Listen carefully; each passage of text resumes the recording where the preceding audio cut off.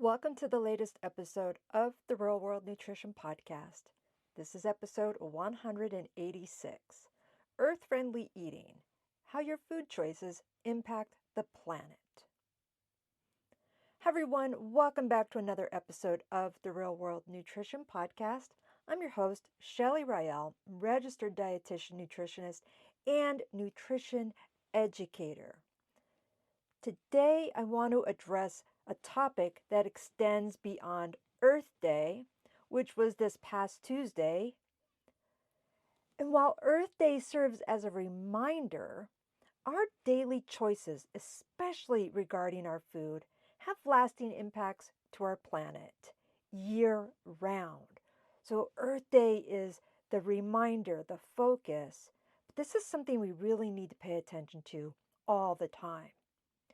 Now, the 2025 Earth Day theme, Our Power, Our Planet, it emphasizes our collective responsibility to transition to renewable energy sources and build a sustainable future.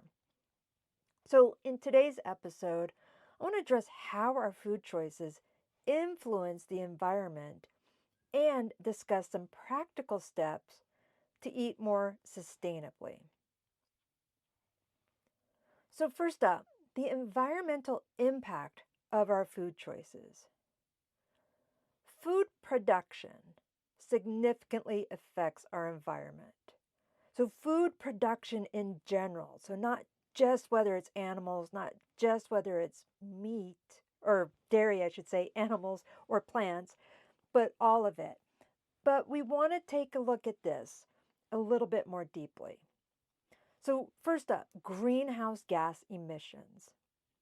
Now, we do have to eat, so there is a certain amount of agriculture that needs to happen. And agriculture does contribute to a substantial portion of global emissions. Not all of it, not most of it, but a good portion of it. So meat and dairy production are major contributors. Water usage. Producing animal-based foods requires more water than plant-based foods, yet at the same time, plant-based foods still need water. And then land degradation.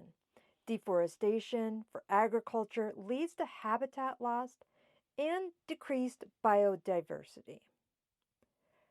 Now, understanding these impacts can help us make informed decisions about our diet.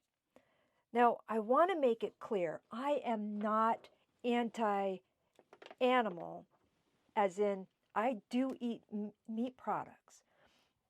But if we can incorporate more plant foods, that's going to help quite a bit. So I want to make that clear from the outset. And for the most part, if you've been following this podcast for a while, you probably know I'm not anti-meat or anti-dairy. It does fit into a healthy diet. And there are some environmental impacts by making those choices. So we have to be informed about that. So some practical tips here for what we call sustainable eating. Some actionable tips here to help you make your diet, your eating pattern more eco-friendly. So first up, incorporate more plant-based meals. So again, it's not giving up meat, but even 1 or 2 meatless meals a week can help reduce your individual carbon footprint.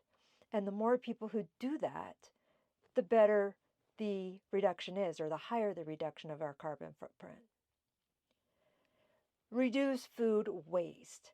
Now, this can be its own episode in itself, but I've done several in the past. So plan meals. Store your food properly.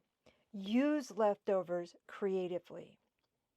So I've talked about meal planning and grocery shopping, and I think it's been a while, but the use by, best by dates are not expiration dates. In their unopened state, most of the time they are still good well past those dates. So learning about what that means. Reducing food waste, because there's been estimates of 30 to 40% of the food we buy is wasted. The food we buy but never prepare is wasted because it goes bad. We don't use it in a timely manner, or people believe those dates on packages mean the food is no longer good. Now, the EPA has resources, the Environmental Protection Agency has resources on preventing and minimizing food waste at home. It's got a lot of information. So I'm going to provide that link in the show notes. Next up, buy local and seasonal produce. So that helps support local farmers and can reduce transportation emissions. Now, this doesn't mean you have to exclusively buy that. I want my avocados still. I want my bananas still. But if we can choose more locally and more in-season produce, we can help support the environment in that way. Choose sustainable seafood. So opt for seafood that's harvested responsibly to protect the marine ecosystems. So that's another aspect. There's this whole other aspect where I've addressed this in the past too. What to look for when it comes for seafood and making healthier or more sustainable, not healthier, but sustainable options when it comes to seafood. Now, another one here, this is true whether we're helping the environment or not. Limit processed foods, and by that I mean the highly processed, ultra-processed packaged foods. Now, there's going to be exceptions to this. Yogurt, it's going to be in a package that is considered a processed food, but I'm talking more of like the snack foods and that sort of thing. These require more resources to produce and package. Another thing, use reusable bags and containers. Reducing single-use plastics really helps minimize environmental pollution. Now, I know a lot of people still have difficulty doing the reusable bags or the reusable containers. With the reusable bags, I keep them in the trunk of my car, the back of my car, and get into the habit of taking in the store when I go into the store. I often, when I do curbside pickup, indicate no bags. Doesn't always work, but I'm getting fewer bags. And then in some cases, I don't use bags at all.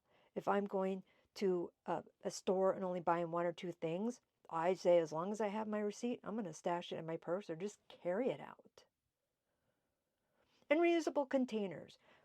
If you get containers like, for example, lunch meats, turkey or roast beef or whatever it may be, those containers most often can be reused. And it's great if you're sending leftovers off with somebody else, but reducing those single-use plastics.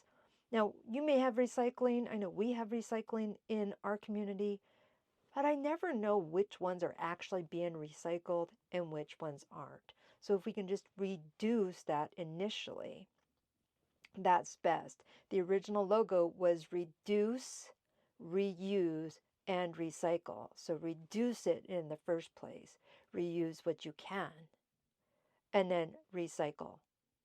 So I've got friends, I buy stuff from them, and I take my bags back every single time. So every little thing can count. And then one more thing here. There's plenty, but this is the last one for today's episode on my list here, is compost organic waste. And composting is this whole other subject in itself. I have not mastered it. I'll admit that. I wish I can. But composting can help reduce landfill waste and can help enrich the soil. So there's lots of ways people can do at-home composting, from under sink or countertop composting. There's other types where you can have a small backyard composting. And in some communities, they will do composting as well. So if you're interested in that, look up if there's composting in your area. In my area, I've not found a place that does it, but I'm always on the lookout. I have family who have chickens. Those chickens compost a lot of stuff. They take a lot of those food scraps. But here's the thing. Implementing even just a few of these tips, more plant-based meals, buying local, using reusable bags and containers, can make a significant difference over time. But let's talk about the challenges. There are going to be some challenges because not everyone has equal access to sustainable food options. Factors like being in a food desert, getting local produce or buying locally is really difficult, meaning the local grocery store may be several miles away. I've had experiences with individuals where their closest Walmart is 50 miles away. And that's significant if they don't have much than a very small community store. Budget constraints can also make it challenging. So local produce may cost more to support the local farmers. If they're not large-scale production, it's going to cost more. So I understand that's a budget constraint that can make things challenging. However, any small changes that you can do can help because collectively it will add up. So start with one change. Focus on what's feasible for you, like reducing food waste. Buy only what you need. Look in the pantry, the freezer, the fridge before you do your shopping for the week and see what can you use that is already in there. Or choose one plant-based meal a week. I'm not even saying a whole day. One per week could be a start. Community resources. A lot of people just don't even think about this. But look in your community. Do you have local farmers markets? I tried to have one when I used to work on a university campus, tried to get one on campus, and I was told, we have farmers markets every single day of the week around our city. Community gardens. Look up if there's community gardens or co-ops if available. I support my local farmer by getting a delivery every other week year-round because he has an exchange program for the region. There's just some foods, as I mentioned, we just cannot get if we choose local. But he partners with states near us, and we get foods still that are locally sourced from that specific area, but it comes to us in supporting that local farmer.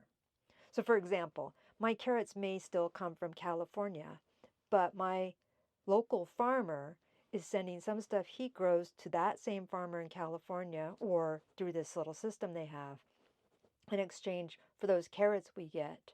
And it's still supporting a small farmer, a local farmer.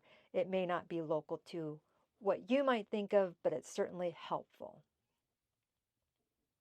Educate and advocate. So share knowledge with others and support policies that promote food accessibility and sustainability. This is something I share with people quite a bit on how to use the foods that they have on hand or how to use the seasonal produce. So they may have a whole bunch of a certain type of fruit or vegetable but don't know what to do with it. How can they use it? How can they utilize it? I also teach a lot about those use bys and sell by dates and what they really mean or what they don't mean, as in they're not expiration dates. So, know there's a lot of information, but again, I said there's some of these things I've talked about in the past about meal planning and grocery shopping. I'm not going to include all these links in the show notes just because there's so many of them. But if you go to my website, shelleyroyale.com, and look for the podcast, you can find a lot of those over the last few years where we talked about the meal planning, the seafood, sustainable seafood, grocery shopping, all of these things. So to conclude here, our daily food choices have a profound effect on the environment. So if we make conscious decisions, no matter how small, we can contribute to a healthier planet. And again, I will admit I am still going to eat meat, but I do have a couple days during the week where I don't. So it's this give and take. That little bit is going to help even some. So I want to thank you for listening to this episode today. If you found this episode helpful, please share with others. And the links in the show notes today are a blog I wrote on April 22nd, Earth Day, Eating for Sustainability, How to Reduce Your Food's Energy Footprint. And then on the 24th, April 24th, I talked eco-friendly eating. I wrote eco-friendly eating, simple swaps for a more sustainable diet. I also have the EPA link, Preventing Wasted Food at Home, that has a lot more tips. So I didn't cover every single thing in those 3 resources. This was to complement those resources. Those resources complement this episode. So with that, I want to say thanks for listening. Look for the information in the show notes. Share this information with anybody you may think benefit from it. And until next time, take care and bye for now.